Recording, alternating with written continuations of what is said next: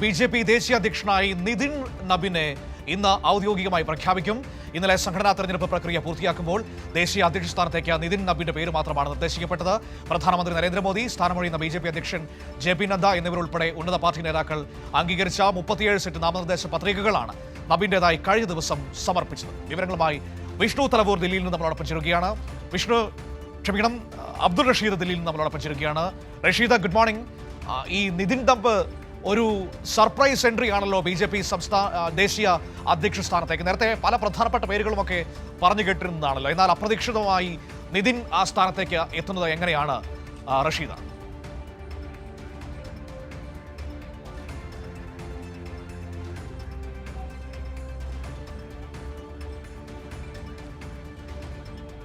ബിജെപിയുടെയും എൻ.ഡി.എയുടെയും നേതൃനിരയിൽ ഒരു യുവത്വത്തെ കൊണ്ടുവരിക എന്നുള്ളതാണ് ഇപ്പോൾ പ്രധാനമന്ത്രി നരേന്ദ്രമോദി പ്രധാനമായും കൈക്കൊണ്ടിരിക്കുന്ന നയം എന്ന് പറയുന്നത്. ഇതിന്റെ പശ്ചാത്തലത്തിലാണ് 2022-ൽ ദേശീയ അധ്യക്ഷനായിട്ടുള്ള ജെ.പി. നദ്ദയുടെ പിൻഗാമിയായിക്കൊണ്ട് നിതിൻ നബിയെ കൊണ്ടുവരാനുള്ള തീരുമാനം ഉണ്ടായിരിക്കുന്നത്. നേരത്തെ തന്നെ, അതായത് കഴിഞ്ഞ മാസം 15-ാം തീയതി നിതിൻ നബിനെയും ദേശീയ ബിജെപിയുടെ തന്നെ വർക്കിംഗ് പ്രസിഡന്റായി കൊണ്ടുവരുന്ന സാഹചര്യമുണ്ടായിരുന്നു. അന്ന് തന്നെ ബിജെപി ചില സൂചനകൾ നൽകിയിരുന്നു.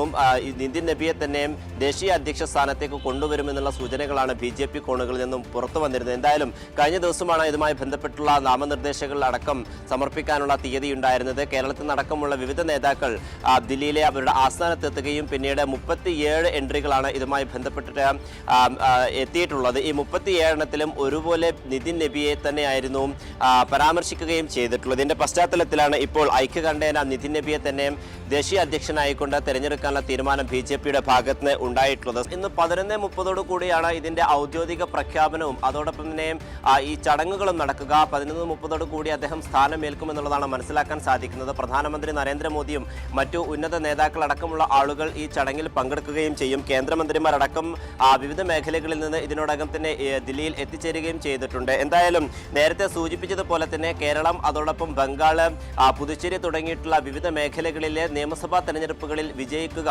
ബിജെപിയെ മുന്നിൽ കൊണ്ടുവരിക എന്നുള്ള പ്രധാനപ്പെട്ട ദൗത്യമാണ് നിതിൻ നബിയെ ആദ്യം ബിജെപി കേന്ദ്ര നേതൃത്വം അടക്കം ഏൽപ്പിക്കുന്ന ഒരു ദൗത്യം എന്ന് പറയുന്നത്. പിന്നീട് മറ്റു സംസ്ഥാനങ്ങളിലേക്കും ബിജെപിയുടെ ഒരു വരവിനെ അല്ലെങ്കിൽ അവരുടെ ഒരു വളർച്ച കൊണ്ടുവരിക എന്നുള്ളതാണ് പ്രധാനപ്പെട്ട കാര്യം. എന്തായാലും ഐക്യകണ്ഠേനയാണ് ഇപ്പോൾ ബിജെപി ഇത്തരത്തിൽ നിതിൻ നബിയെ കൊണ്ടുവരാനുള്ള ശ്രമം നടത്തിയിട്ടുള്ളത്. ബീഹാർ നിയമസഭയിൽ 6 വർഷത്തോളം അദ്ദേഹം 6 തവണ വിജയിക്കുകയും പിന്നീട് അവിടുത്തെ വിവിധ വകുപ്പുകളടക്കം കൈകാര്യം ചെയ്തിട്ടുണ്ട്. ഇത്തരത്തിൽ യുവത്വത്തെ കൊണ്ടുവരിക എന്നുള്ള പ്രധാനമന്ത്രിയുടെ ഒരു നിർദ്ദേശപ്രകാരമാണ് നിതിൻ നബിയെ ഇത്തരത്തിൽ ദേശീയ അധ്യക്ഷ സ്ഥാനത്തേക്ക് ബിജെപി കൊണ്ടുവരാൻ പ്രധാനപ്പെട്ട കാര്യം. എന്തായാലും ഇന്ന് 11:30 കൂടി അദ്ദേഹം ദില്ലിയിലെ ബിജെപി ആസ്ഥാനത്ത് വെച്ചുകൊണ്ട് ചുമതല ഏൽക്കുകയും ചെയ്യും.